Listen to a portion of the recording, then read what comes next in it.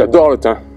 Mais l'Ardèche, avant tout, c'est la châtaigne. Et pour ça, on a besoin d'un producteur de châtaigne. Donc on va vous amener voir la famille Haro, qui se situe juste en dessous à Vaisseau, des petits producteurs en or. Les constellations, toi tu es sur la planète et tu fais en fonction et tu respectes l'environnement. C'est tout un processus, mais à petite échelle. Tu comprends ce que je veux dire? C'est tout C'est une harmonie. Voilà. C'est pour ça qu'après il faut des exploitations à échelle humaine qu'on appelle. En bio tu manges moins et tu manges bon. Mais les gens ils sont heureux ici, n'empêche. C'est vrai, ils viennent travailler par plaisir, tu me crois toi? Alors ce que je fais en ce moment, dès que je vois un arbre sauvage avec des grosses châtaignes, je les garde. Je mets la châtaigne dans du terreau, et au printemps elle va germer. Ça germe, j'enterre ça, et après je vais greffer.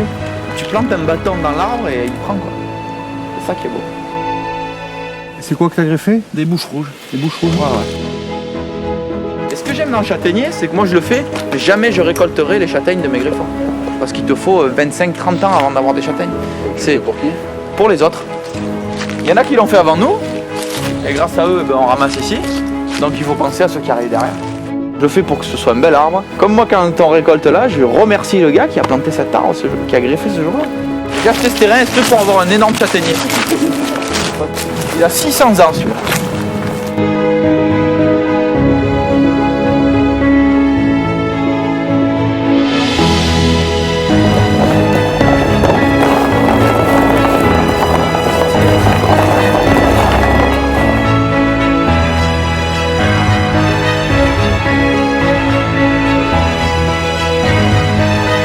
Les marrons, après avoir été pliés par deux dans des tulles, on les cuit. Et après cuisson à l'eau, on les confie dans un sirop de sucre qui se concentre petit à petit.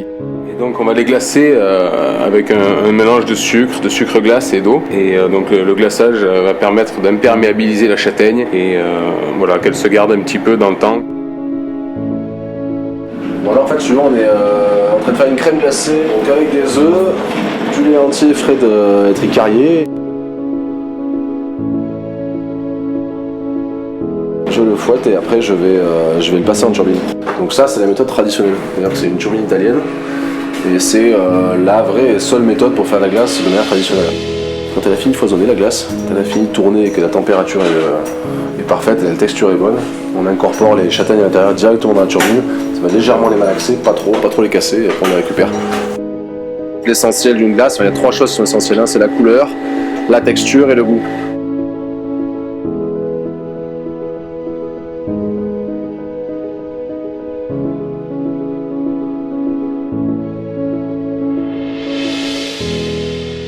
C'est ce que j'aime dans le châtaignier.